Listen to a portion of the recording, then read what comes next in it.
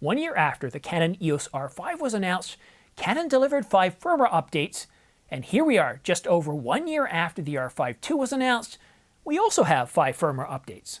So why does it feel like we're not getting as many updates? Perhaps it's because the Mark I was released with a lot of major issues, even when it was placed in a fridge. Or perhaps it's because it was released unfinished, due to a world in disorder. Firmware updates generate a lot of excitement as they fix issues, but also introduce new major capabilities like Canon Log 3, Cinema Raw Light, 120 frames per second in 1080, and the ability to save camera settings, and the ability to dual record to both card slots when shooting video. All this came out in the Mark I in those first 5 updates. But the R5 Mark II, well, isn't problem-free. It does have issues with battery performance and some nagging autofocus issues in some situations. The main reason we're seeing fewer R5 II firmware updates is coming up, as is what we expect to see in those updates. Click subscribe and we'll get right to it. It means more to us than waking up to a fresh new firmware update that not only fixes those nagging issues you've been having, but releasing new desired capabilities. Hi, I'm Simon, your trusty telephoto carding camera aficionado who likes to scan the news in rumor sites, patent applications, and pro forums so that you don't have to, saving you time to do what you do best. I have received a lot of steady requests for updates on when we might see that major firmware update promised by Canon rumors all the way back in May. The story spoke of getting 4K fine, something the camera is technically capable for, but has somehow left out. Then there was OpenGate, and APS-C full sensor recording in 17:9 with 120 frames per second in RAW. Not bad, huh? And while the idea of OpenGate seemed as likely as opening up the lens mount to third-party manufacturers, Canon released the capability in the C50, the spiritual successor to the R5C, and the C400 will get it in a firmware update. So where's the big firmware update promised in January when we had firmware 1.0.3? Well, good question. None of my sources have mentioned anything about a big firmware update coming anytime soon. Getting OpenGate in a firmware update is far more plausible after the debut of the C50 just a couple of weeks ago. But to quote a popular saying, the firmware update will be ready when it's ready, and not a moment sooner. Although that popular saying didn't mention firmware. The thought of giving a nod to the 400, the C400, and not to the R5 Mark II after that C50 announcement with OpenGate did seem just a little bit odd. I'm sure Canon will release another set of capabilities to keep R5 Mark II owners feeling current, at least for another 2 years, before winding down the firmware factory as we get ready for the Mark III, which could happen as early as mid-2027 or as late as mid-2028. Another reason why we aren't seeing as many firmware updates adding bold new features in the Mark II, well, it's had 4 years to refine or build upon the Mark I. It didn't have to transition from DSLRs to mirrorless architecture while adding a complex set of new capabilities. The R5 was a huge update over anything Canon had released, designed to, and indeed did, leapfrog the competition. Yeah, the release of the Mark II is, well, a far more managed product with less critical issues.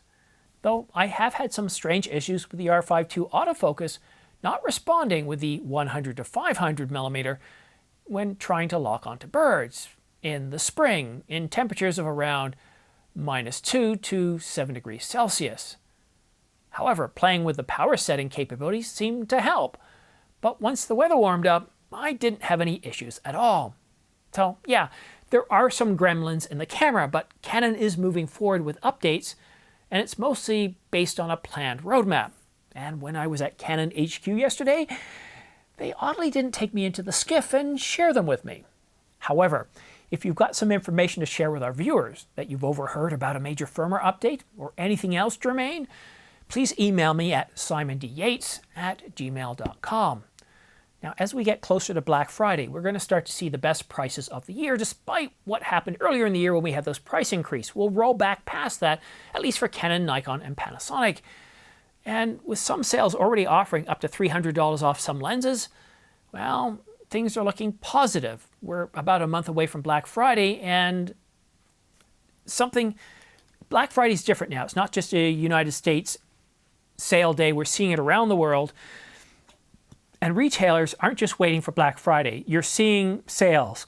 They're expanding it from Black Friday all the way to pretty much November, and sometimes extending some of the sales into December with, I've seen in many cases them extending even into around the first or second week of January.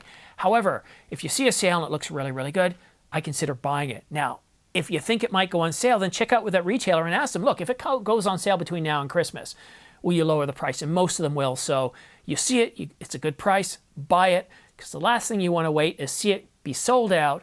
Then you have to wait 6 months for it to show up.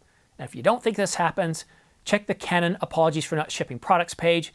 You'd be surprised at how often lenses and camera bodies show up on that list. And please consider using my affiliate links to B&H and Adorama in the United States, Wex Photo and Video in the United Kingdom, and Photokoch in Europe. Thank you so much for your help. With each purchase, we get a small commission back, helping to keep the lights on, both the key light, the fill lights, and the colored lights. And we get to avoid those minute-plus long Squarespace and VPN sponsorship type ads. Ads that quite often have no direct relevance to you, my viewer. Some channels don't have a choice. I have the ability to do affiliate links, and if you want to support this channel,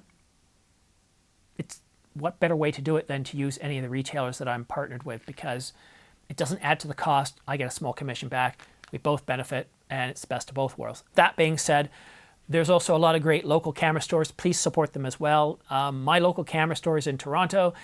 Patrick at Downtown Camera, they support all of Canada.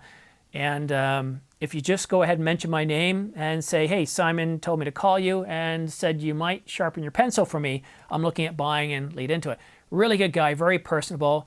And, you know, if he says he can do something, he can do it. And even the R5, when it came out, I had friends call up and he would give them a discount on that camera, and it was in short supply. So that's one retailer I can talk about in Canada. And in the comment section, feel free to talk about a local retailer that you have an experience with. I'm not going to kick out the comments. Yes, I have my sponsorship, or not my affiliate links, but that doesn't mean I don't want you to talk about local retailers that provide a good experience. We want to support our local camera stores. I'm not greedy here. Feel free to share your experiences. Actually, both positive and negative. Thanks so much for watching, and most likely we'll see you again here tomorrow. Cheers. Bye-bye now.